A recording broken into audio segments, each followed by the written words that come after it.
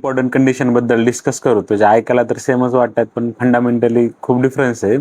नाही, क्लिनिकल प्रॅक्टिसमध्ये खूप इम्पॉर्टंट आहे. आपल्या दोन्हीमधला डिफरन्स माहीत पाहिजे, कॉजेस माहीत पाहिजे आणि ट्रीटमेंट माहीत पाहिजे. एक आहे तुमचं रुमॅटॉइड आर्थरायटिस आणि दुसरं तुमचं ऑस्टिओआर्थरायटिस आहे. दोन्हीतले डिफरन्स जाणून बघू. तर एक तर कॉज काय, रुमॅटॉइड आर्थरायटिस एक ऑटोइम्यून डिसीज आहे, त्यामुळे जॉईंटमध्ये इन्फ्लेमेशन वगैरे होते आणि त्यामुळे जॉईंट खराब होते.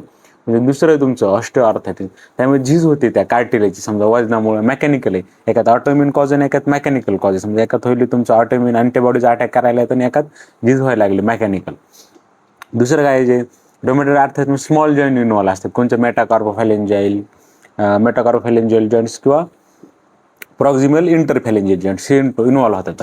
आणि जे ऑस्टिओआर्थरायटिस आहे ना, त्यात मोठल जॉईंट इन्व्हॉल्व होतात, जिथं वजन जास्त पडतं. वजन कुठं जास्त पडतं, तुमच्या नी जॉईंटवर वजन जास्त पडतं, हिप जॉईंटवर, कारण तिथं मेकॅनिकल फोर्स नाही, वेअर अँड टेअर होईल ना. त्यामुळे जे ऑस्टिओआर्थरायटिस त्यात मोठल जॉईंट इन्व्हॉल्व असते, नी हिप, आणि ह्याच्यात लहान जॉईंट समजा. पुन्हा जे तुमचं हे रुमॅटॉइड आर्थरायटिस ते ॲक्टिव्हिटी केल्यानुसार इम्प्रूव्ह होते. म्हणजे समजा सकाळी सकाळी जास्त जर त्रास होत असेल, थोडी हालचाल केली हाताची वगैरे, तर त्यात इम्प्रूव्ह होतं पेन. दुसरं तुमचं ऑस्टिओआर्थरायटिस त्यात तुम्ही जर हालचाल केली, जास्त हालचाल करायला मग जॉईंटचं मुवमेंट होईल, तर झीज अजून व्हायला लागली. हालचाल केल्यास त्याचं पेन वर्सन होत आहे. आणि ह्याच्यात अँटीबॉडीज पॉझिटिव्ह असते. समजा रुमॅटॉइड फॅक्टर असेल तुमच्या रुमॅटॉइड आर्थरायटिसमध्ये किंवा अँटी-CCP अँटीबॉडीज ह्या पॉझिटिव्ह असतात. आणि इकडे जे तुमचं ऑस्टिओआर्थरायटिस ह्याच्यात असं काही नसतं, कारण ऑटोइम्यून डिसीजच नाही, तर मेकॅनिकल फोर्सनं वेअर अँड टेअर होईल.